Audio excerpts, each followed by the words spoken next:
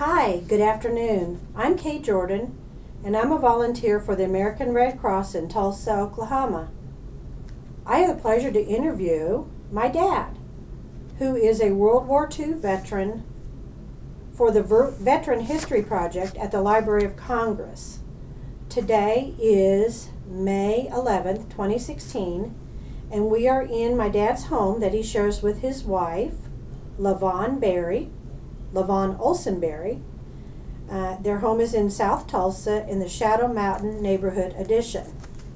First of all, Dad, thank you so much for the opportunity to interview you. So let's get started, shall we? Okay. Let's start at the very, very beginning. What is your birth date and where were you born? July 3rd, 1922, and born at Hartford, South Dakota. And what are your parents' names? Vera Bartles and Earl Berry. How do you spell Bartles? Capital B-A-R-T-E-L-S. Did you live very long in the state you were born in? I lived there till about the age of 15, I believe. During this time, what did your dad do to earn a living? He was a farmer and a rancher. Were times hard or easy? The times were very hard. The triple whammy went on there because of the Depression and the Dust Bowl and the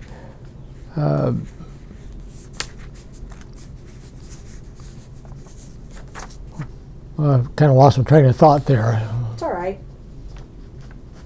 But the Dust Bowl was going on and the Depression and maybe other things too, huh? During this time, what did your mom do? She was a housewife. Taking care of 4 little ones. Yes.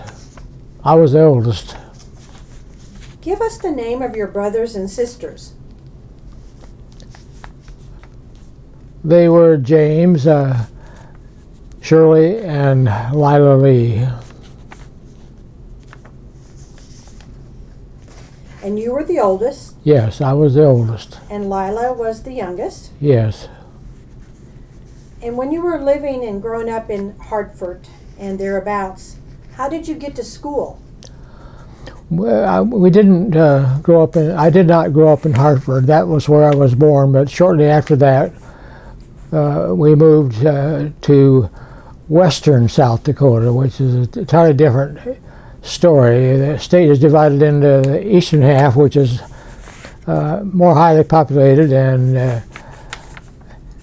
has benefits like REA's, Rural Electric Association, whereas the western part of the state has, at that time, no electrical REA whatsoever, and everybody lived in the country, and that meant everything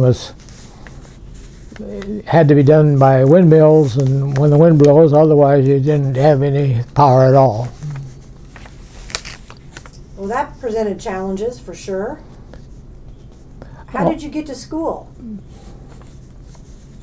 Well, when I first started the school, it was riding a horse, bareback. It was about 4 miles each way. How old were you? 6 years old. That's pretty young to be riding a big horse. Yeah, usually, it was not a big horse. It was a pony sort of thing, but it still was difficult to ride that far. I bet it would be hard. How did you find your way, or how did you know to go somewhere? How did you know to go to school? There was a dirt road that went there, but there was some problems. Like a fence had to be opened and put back up after you went through it. And that was pretty difficult for a 6-year-old to do, but I did it. So you had to make that trip to school by yourself for a year or two before your brother joined you? Well, we did not stay in that particular location very long because we kept moving around a lot. later on, we got a horse and buggy, and I would drive the horse and buggy with all four of us in it to school. Oh my goodness. That sounds kind of fun. Horse and buggy. Yeah, well, it's still a lot of work, but it can be done, yeah. Would you be the one that drove the buggy? I drove the buggy, yes. And so all of you, the kids would pile in the buggy and off you went to school. Yes. What do you remember about the winters in South Dakota? The winters are very cold and a lot of below freezing weather. What about snow? Sometimes snow, yes. That would be a blizzard. There were some famous blizzards that came along from time to time. Pretty rough blizzards, I think. Huh? Yeah, some of them were that. I don't remember it being caught in one that was really rough, but it's still very hard to move around when there's snow drifting all over the place. Oh, yes, I know. I can only imagine. Well, going back to your brothers and sisters, did any of them serve in the military? My brother did. My two sisters did not. What branch of the service was your brother in? Navy. Well, give me the name. I mentioned your wife's name before, but give me the name of your wife, my mother, and the names of your children. Well, my wife is LaVon Olson Berry.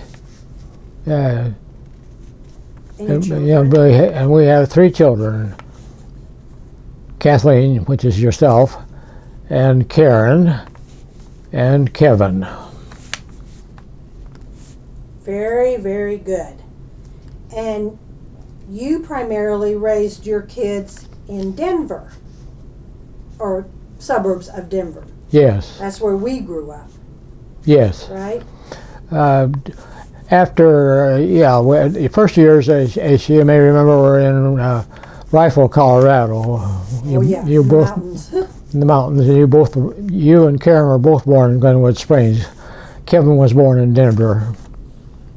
And that reminds me, there were a couple years when we lived in Brazil. Yes, that's right. That was. I think we lived there two different times. Yeah, the first time I believe was like 1950. 55-ish, Yeah. and then 1959-ish. We went there twice, as you may recall, but I believe that the first time was in about 1950 or 51 when we left. I would have only been one or two. I was older than that, but it doesn't matter.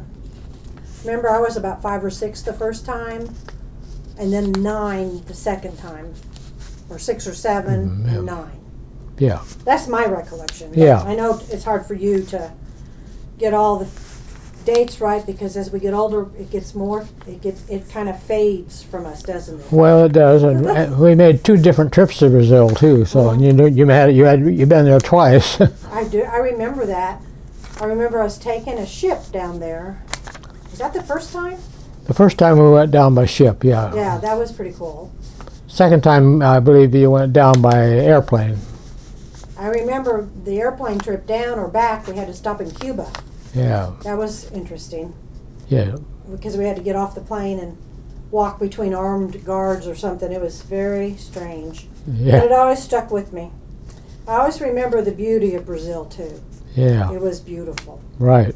But we lived in a teeny tiny town called Trinum Bay. That's right. That was pretty cool. Yeah, it was.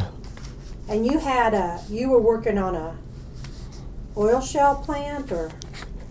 Yes, that takes us back to Rifle, Colorado, where we lived west of Rifle for a while, and some under the Marshall Plan or something. I can't remember the exact title of it. a number of people from South America came up there to Rifle to study what we were doing and find out more about it, and that included a man and his wife from Brazil that we became acquainted with. And when he returned to Brazil, he was the one that invited me to come to Brazil to work for the Brazilians. Well, that's interesting. I know that we have many pictures and slides of our time in Brazil, and we need to get them out and dust them off or digitize them so we can share them with, the rest of the family. Yeah. Well, let's move on to your military service. Were you drafted or did you enlist? Tell us how that came about. How did your service time begin? Well, I enlisted in the Naval Reserve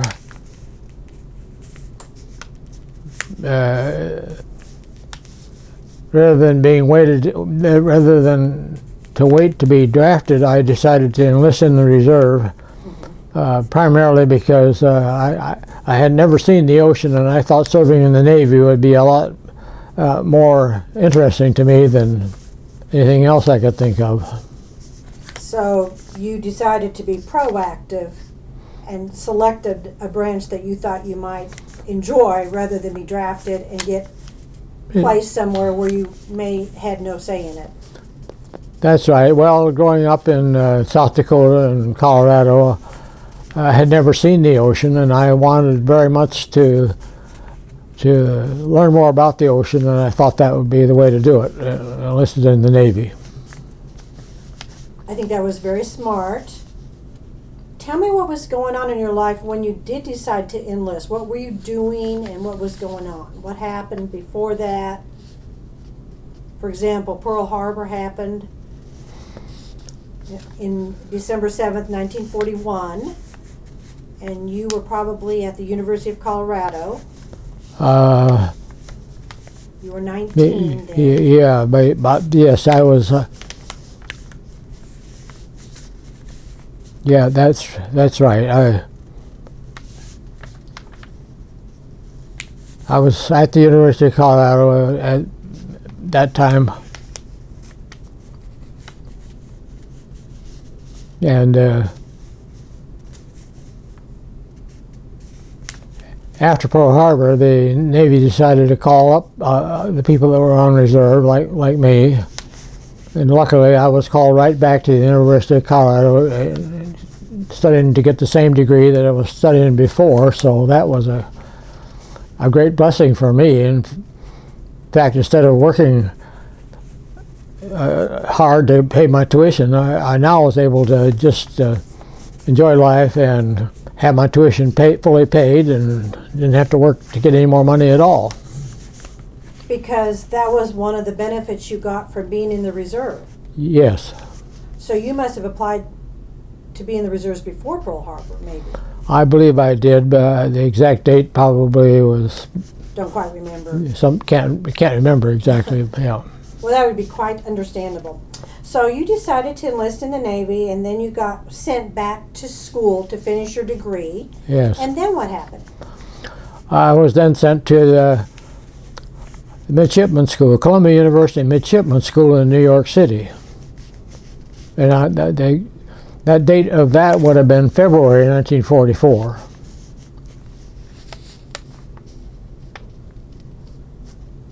And the university went in a different kind of mode because Pearl Harbor was attacked, and you graduated early.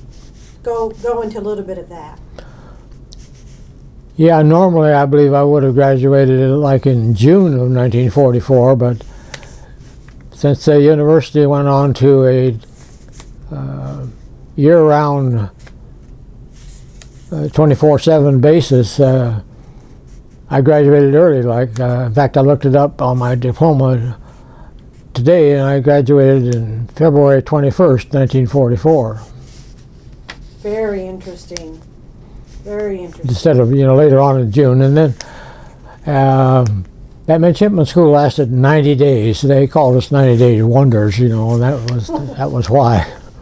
So 90 days later, it would have been about the middle of July. Did you mention where you went to midshipman school? Or, At Columbia University, New York City. Tell us about that experience. Like, where did you stay and sleep, and so on? We were living in the Prairie State, which was an old battleship tied up in the Hudson River, and we all lived on board that ship and studied and trained, and the whole thing was under the supervision of the Columbia University. That had to have been a big change in your life, Oh yes, going to New York City. yes it was. Big difference. Do you remember much about that training? What you learned, or what a typical day would be like? I know that's a long time ago, but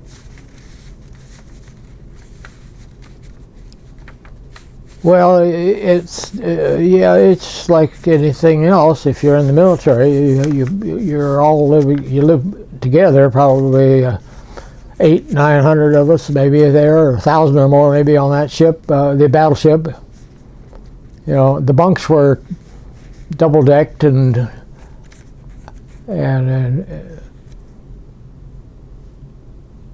in groups of 8, as I recall. tight quarters. Very tight quarters. Yeah. Was that hard to get used to?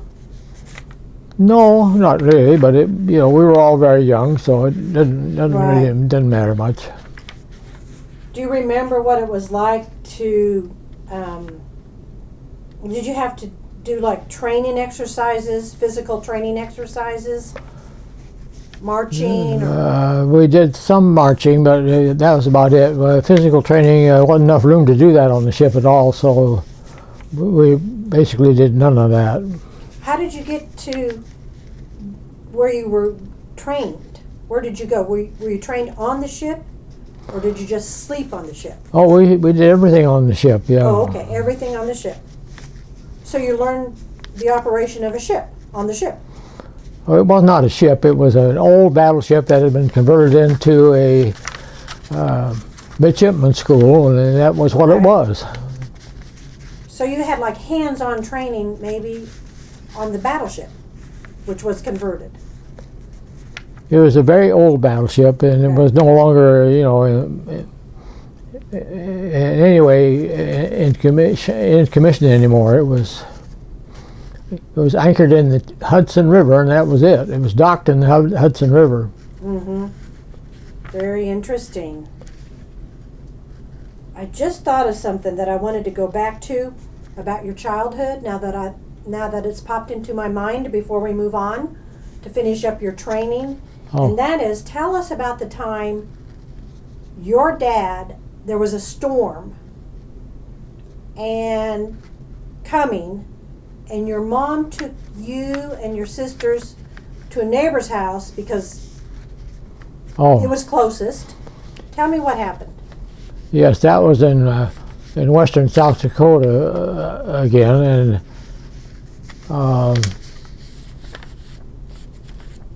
it was in the summertime when no school was not in session, and my dad was off cutting hay in a field nearby, and they saw us, both of them, my mom, and saw a storm approaching, and my dad saw it too. So my mom began walking down the road towards a neighbor's house who were absent at the time, and she knew they had a cellar there, and the intention was to go down there and get in that cellar in case there was a tornado. You would be protected. How old were you then? Do you remember? Well, I was probably about 6 or 7. Maybe 7 or 8, I guess, to be more correct. What happened? Well, my mother got to that neighbor's house before my dad did, and she couldn't get the cellar door open. The wind was blowing so hard, so we went inside the house and waited for. And my dad, meanwhile, drove up in his horse and wagon, team of horses and a wagon on the leeward side of the house, away from the wind, and pulled up. And my parents began talking through the kitchen window to each other about what to do next. And about that time, a bolt of lightning hit the roof of the house, went down to the edge of the corner of the house where the horses were standing, and went off and hit both horses in the head and killed them dead on the spot. My dad said it was like somebody hit him over the head with a 2x4. Was he still sitting in the wagon, or He was still in he was standing in the wagon, getting ready to get down and unhitch the horses. Oh my goodness! So, meanwhile, that bolt of lightning had caught the roof of the house on fire, so it was beginning to burn. Oh my goodness! And the force of the blast knocked me and my mother and all of us back across the kitchen to the other side of the room. So I don't know. I believe we went out there and saw that it was burning, and my dad came out, of course, also saw that it was burning, and there was nothing we could do except to retreat to the nearby barn and wait for that fire which completely burned down the house. Oh my goodness. That is some harrowing experience you had as a kid. Yeah. I mean, you're lucky that your dad survived that Oh, moment. absolutely. He was within a Fraction of an inch. A minute. He was probably within a minute or two of getting down out of the wagon and unhitching those horses. In which case, he probably would have been killed too. Unbelievable. Okay, well, I digressed from our training talk because I just thought of that. Yeah. I wanted to make sure that you talked about it. Yeah. So back to midshipman school. You were on that ship for about 90 days. Yes. And what'd you do in your, did you get time off, like Saturdays and Sundays? Did you get off? Yes, I believe so. We did, yeah. Do you remember what you did for fun? Me and a friend of mine named Don Larson, we had been roommates at the University of Colorado, so we were lucky to be in the same midshipman school together. So we would go down to see current Broadway musicals, for example. That'd be fun. That was fun. A lot of times we'd just buy standing room only tickets, so and then we'd stand in the back and watch the show from there. That was a lot of fun. I bet that was. Some really good shows. I remember Ethel Merman and Annie Get Your Gun. That was a great show. That was cool. Another one was Oklahoma. I saw Oklahoma on the Broadway long before it got out to Oklahoma itself. How exciting. How cool. Do you think of any other shows that you saw? Ethel Merman, Oklahoma. There were probably others, but those two I remember mostly. I remember we went to Times Square once. At some point before we went to Brazil, we were living in New Jersey, and I think you took us into New York City. Yes, that's right. And I just have a vague memory of that. So it must have been because you had such a good experience. You took us there too. It was really cool because we went to the Statue of Liberty and oh yeah, there was all that good stuff. All that stuff, and you go up in the Empire State Building and really cool. A lot of tourist stuff like that. Yeah. Great city to visit, huh? Yes, of course. Still is. It still is. That's right. It's a fantastic city. Where did you? Okay, so after your 90 days of training in New York City, what happened then? Well, I went to some more special training schools for about a couple of months, and then I was ordered to report for duty aboard the USS Robert I. Payne, which was destroyer escort number 578. 578. Yeah. Where were the other training schools? Do you recall? Oh, yeah, one was in Philadelphia, and another one was in Miami, Florida. What were you training to be able to do? Well, I was a commissioned officer after I got out of midshipman school, and I was training to be learn more about being an engineering officer. Since I had an engineering degree, that was the purpose of the additional training. Okay. So when you finished all that training, then you reported to the USS Robert I. Payne. And where was it docked at? At that time, I believe it was in Boston, Massachusetts, when I got on board. And what happened then? Tell us about that. Do you remember the year approximately? Well, I believe that would have been in September 1944. Okay, very good, very good. And what happened then? Tell us what you did on the Robert I. Payne. What was your job? The mission of the destroyer escort. Yeah. Well, of course, I was an assistant engineering officer when I first went on board, and basically the destroyer escorts were designed to convoy large groups of ships across the Atlantic. What does convoy mean? Well, you convoy them together. They're all grouped together like a bunch of ducks sitting on a pond, I guess, and the destroyer escorts go alongside of them to protect them. To protect them, and also on the rear of them even. And everybody zigzagged. You zigzag back and forth in case there was any U-boats out there trying to track you.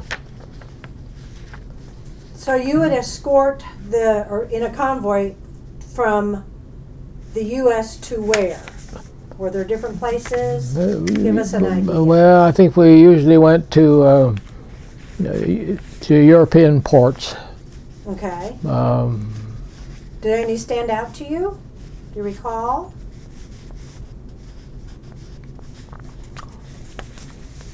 Well, usually, yeah, it would either be Europe. Well, yeah, I think that's where most of them went, as far as I remember. Mm-hmm.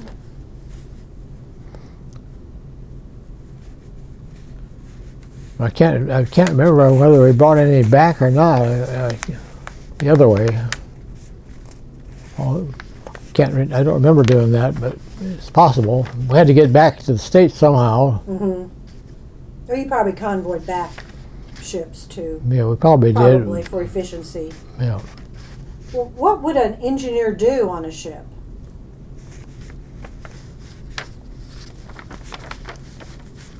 Well, there's the main job of the engineering section. Well, on our ship we had about 300 men, and about 120 of those men were in the engineering department. So you had a lot of work to do to keep the ship moving, for one thing. Also, all the ship's mechanical equipment, such as air conditioning or laundry or whatever it was that needed to be running, was under the control of the engineering department. So we were responsible for keeping those things operating, using spare parts to repair them if we had to while we were on our way, because we carried all kinds of spare parts for that reason. So the engineering department kept the ship going and in operation. Yes. And in good working order. Yes, that was basically it. Yeah.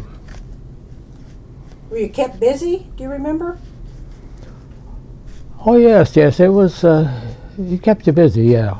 What was it like being? Oops, sorry. Go ahead, Eddie. In addition to doing your ordinary work, you also had to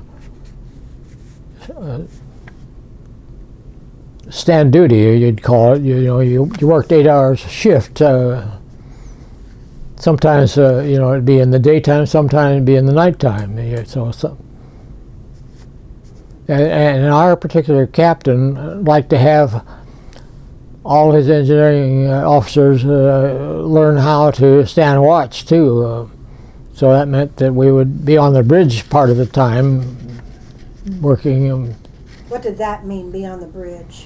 Being on the bridge is where the people who are running the ship are stationed, including the captain and no, I call him what do they call that guy? The assistant captain, but he had a different name. The executive officer, the captain and the executive officer both were stationed on that area. They slept up there on the bridge as well as on running the ship from there. And so you would have duties up there too?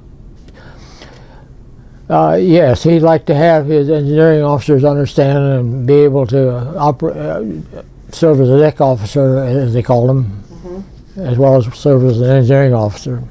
Oh. Not all captains were like that, but our captain was. Do you remember his name, by chance? Yeah, Drayton Cochran. Say his first name? Drayton, D-R-A-Y-T-O-N. Drayton Cochran. Cochran. C-O-C-H-R-A-N. Cool. He was a New York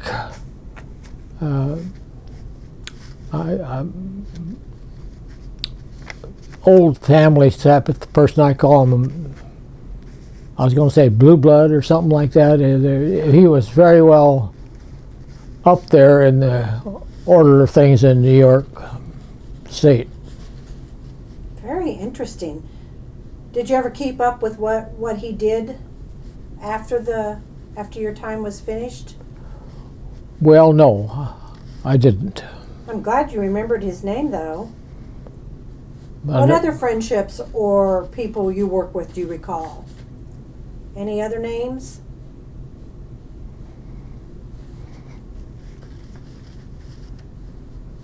Well, yes, there were other names, yes. Do you want to add them, if you can remember them? Well, I could add some, but I don't know if they add much to the story or not. Richard Watts. I remember meeting him. Yeah, you bet him. I think after the war. Yeah. He was. He was a nice man. Yes, He and his family. He and his family very nice. Very nice. Was he an engineering officer like you? No, he was the radar officer on the ship. Officer. Yeah. Okay. Any other names? There are other names that I haven't kept up with them. Okay. Well, it's just the more names we can add to your story, the better. Oh. So if you think of one, you can add it, or if you think of one pops into your brain, your mind, let me know. Yeah. Okay. And we'll just talk about them. So I know that you stayed in touch with Dick Watts and his family, because we went to visit them once or twice. That's right. And they came out to Colorado, too, to visit us. We all went touring around the Rocky Mountains, if you recall. I do. And they enjoyed it. He and his wife, Judy, were Judy. good. And their son, what was her son's name? Do you remember? I don't remember the son's name. I don't remember his name. Well, on your ship, on the destroyer, you did a role as convoy duties. They also had another role. The ship had another job. What was that? Oh, that was at times we were put into a hunter, what they call a hunter-killer group. We'd go out looking for U-boats, trying to find them. What would that be like? You'd have, say, 4 or 5 destroyer escorts in a row, pursuing. Like a straight line? A straight line, yeah. And you'd try to pursue or find, try to locate a U-boat if you could, and the idea would be to attack that U-boat. How would you find a U-boat? By visually looking at it in binoculars, or? No, they used sonar equipment to try to locate it underwater. So they were submarines? U-boats are submarines. Yeah. Oh, okay. Very good. U-boats were submarines. Yeah. And who operated the U-boats? Germans. The Germans did. They were Germans. Yeah. Do you recall if you ever found a U-boat? Not when we were doing that hunter-killer thing. No. Not that we ever was able to ascertain for sure. Anyway. But you did drop some. We did drop some bombs, and it might have been a whale that met his end rather than a U-boat. But you don't know for sure. We don't know for sure, right? Yeah, because you. So how many times do you recall if you dropped those depth charges or whatever they're? Yeah, they were called depth charges. Mm-hmm. I don't know. I don't know how many times. Maybe several times. Yeah, several times. So the length of time you were on this ship lasted from when to when? Do you recall? To the best of your recollection?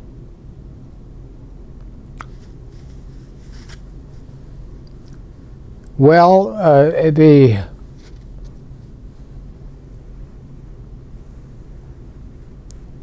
the war in Europe ended, I believe, what was that? It would have been June, I believe, of 1945. Mm-hmm. And we were selected as one of the destroyer escorts to take part in the invasion of Japan. So we were sent to Houston, Texas, to be converted into a radar picket ship for the invasion of Japan. Prior to you going down to Houston and the war ending in Europe, what did your destroyer escort do? Well, I just described that to you. Either a hunter-killer group or convoy duty. But you specifically represented the United States in a surrender ceremony, bringing in a couple U-boats. It's in your notes there, if you want to. Oh yeah, yes, remember that? Yeah, that's right. I had forgotten about that. Well, that was after VE Day. Okay. Those U-boats they came to the surface. Oh, okay. And waited for us to come and get them, bring them in. Okay. Escort them in and that was at Londonderry, Ireland, where we brought those U-boats in. And how many U-boats were in that group? Do you remember? The records that we have say 8, but I think it was only 6. But anyway, Okay. Either 8 or 6 Okay. U-boats. So basically, VE Day was when did Germany surrender? Is that what happened, and that's why you brought them in? Yeah, well, VE Day, right? VE Day, the war was over in Europe, and that's why they call it VE Day. But it's because Germany surrendered? Oh yeah, I'm just the want war. to make sure we understand. Yeah, the war just ended. Yeah, they surrendered. So you brought the U-boats in, and then what did you do? That's when you were sent back after that ceremony representing the United States in that surrender ceremony. At some point, a few days later or a week later, you went to Houston or thereabouts. Because there still was another war going on. Yeah, right. Yes, right. Destroyer escort is it's not a real fast ship. It only goes about 25 knots or 30 miles an hour, so you have to give a little time to get from one place to another. Yeah. So it took a while. Yeah. Did you ever get seasick? Yes, I did. I got seasick every time we went out for about the first 3 or 4 times we went out, and then after that I got so I didn't do that anymore. I didn't get seasick anymore. Because that can be pretty pretty hard on you. Well, some people that we would get would never recover from being seasick, and they had to be sent home eventually because they could not get over it. But luckily I got over it, so I didn't have that problem anymore. Oh, that's great. So your destroyer escort was sent back to Houston, as you were saying. Tell us more about that. Okay, at Houston we were, well, when we got there, it was actually we were actually went to the Brown Shipbuilding Company shipyard, I guess it was called. It was on the Houston Bayou Canal Waterway, I guess it was called. It wasn't.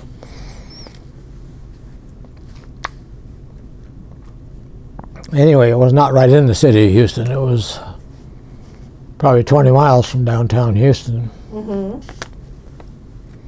And at that point, we were put into dry dock and kept, and we were being converted to a radar picket ship at that time. What were your duties then?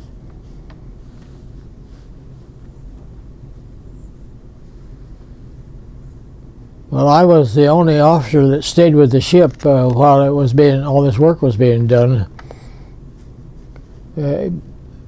Because engineering officer had to know everything about what new equipment was being put on board and so forth, and the new supplies and spare parts and all that sort of thing that would be needed, because we'd be a long ways away from any place where we could get repairs if you go into the Pacific instead of the Atlantic. So that was basically every day. There was a lot of work going on board the ship. We completely changed everything. It was a complete changing of everything. And how long did this last? I believe it took 4 or 5 months to get it all done. What were your thoughts about being part of the first group of ships going to lead the invasion of Japan? What were your thoughts about being in that kind of position? Well, we realized that would be a very tough assignment. The purpose of the radar picket ships were to lead the United States fleet, be in front of it. All the radar equipment was meant for us to be able to detect the kamikaze Japanese. By the way, those are the original suicide bombers. The kamikazes would come and attack the ship by diving themselves right into it, try to hit the bridge most generally, so they could knock the ship out. So you were going to be in serious combat action, probably. Or yeah, we could have been. Yeah, we were headed for that. You were headed for that. Reading for all the radar and other communication and stuff, and also we had new armament to put on board too. Instead of having the 3-inch gun, we went to a revolving turret of 2 5-inch guns, and along with all multi anti-aircraft weapons, in addition to the 5-inch guns. I wonder how close you were to being converted when President Truman made the decision to end the war. Well, we were already finished being converted by that time. So it was close. It was close, yeah. Very close. And actually, they did not know for sure what to do with us, but they decided to send us to the Azores, where we were going to help out any air-sea rescue missions that might have to be done. Of course, there wasn't any. We got to the Azores, and basically we just sat there having fun until we got sent back to the United States finally. And do you recall when you got sent back to the United States?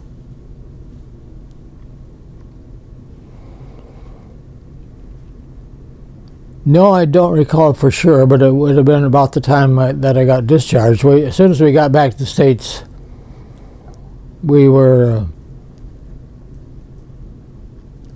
I was ordered home to inactive duty, really. Mm-hmm. But you stayed in the reserves for 9 or 10 more years. Yeah, that's true. They kept you in the reserves for a while, depending, if something else happened, you might have to be called up. So that did happen to some people. Mm-hmm. But so you were in there and weren't discharged until in the mid to late 50s. It's in your notes there. Yeah, yeah, that's right. Stayed in there about another 8 or 10 years, I believe. Some people did get called up. The Korean War was still going on at that time, and people did get called up for that. So you could have. Oh my goodness. Well, when you returned home after the war, World War II, how were you received by your family? What was it like to come back to civilian life?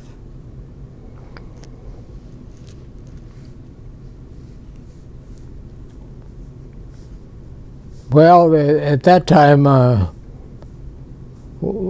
was sent to Denver, Colorado, and there were very few, if any, jobs available as an engineer. So what'd you do? Well, my brother and I and my dad built, I believe, 3 houses and sold them. Oh, you did? Yeah, I didn't know that. Yeah, it was something to do, and of course my brother couldn't find a job there either, so that was what we did. Did he get sent anywhere in the Navy? No, by the time he graduated from school, the war was over, basically. So he was in the reserves. Yeah, I think he got sent to the Great Lakes Training Center in Chicago, Illinois, and that was about as far as he got. Okay. I believe that's where he met his wife, too, was when he was sent to that. Oh, okay. So you guys built a few houses, you said? 3 of them. 3 houses. From the ground up? Yes. I did not know that. Yes, we did. And then what would you do?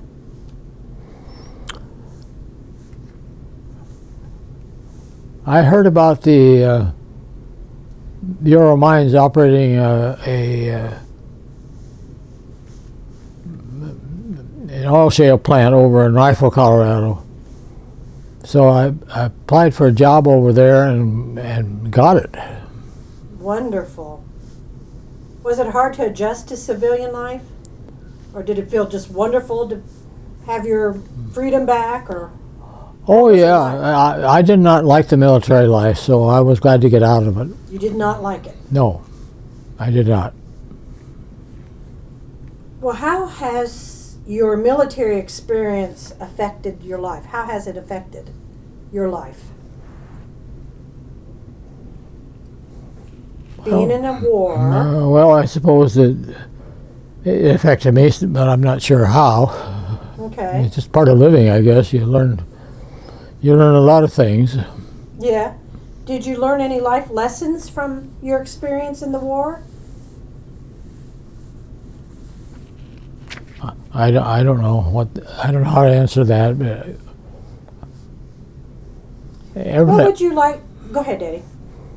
Well, everything gives you life lessons, military life or civilian life. But most people were never in World War II, so that gives you a whole different, Oh yeah. Well, it depends whether if you really were in first-hand combat a lot. That's a lot different than not. Mm-hmm. See, I never saw any real combat. Right. We were sailing around in the ocean most of the time.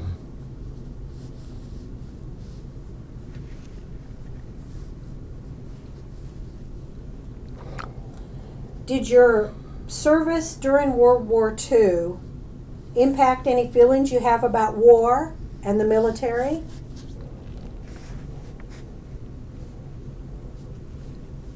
Well, I'm reminded of FDR's statement during the early 1940s, before we even got in the war. You know, I hate war. Eleanor hates war.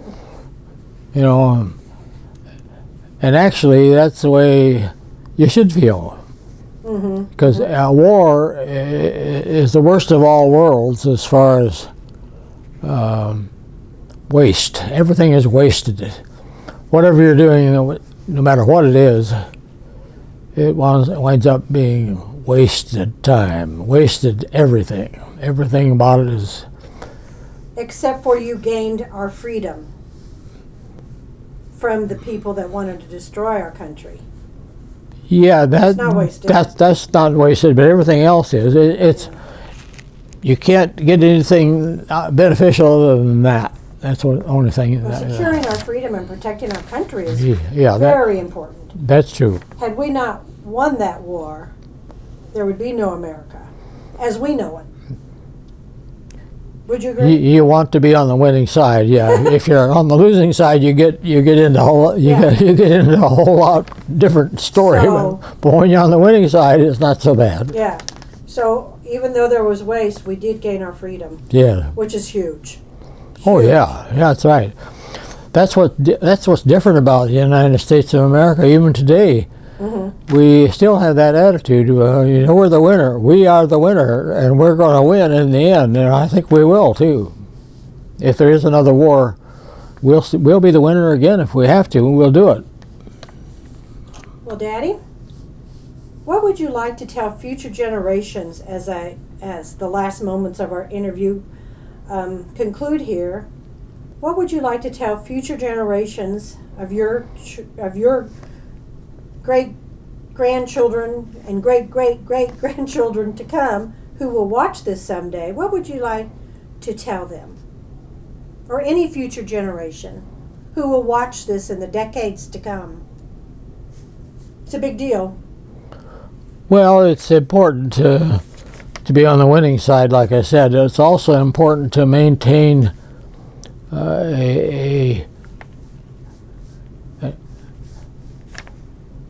an America that is free, that people are free and are not under the control of any one man. You've got to have checks and balances. That was the main reason why the United States of America became as powerful as it did, and it's going to keep that power as long as we keep that ability to have the checks and balances work.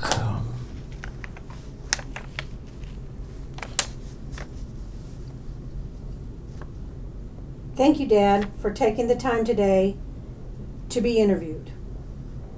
On behalf of the American Red Cross, we thank you very much for your service. Thank you.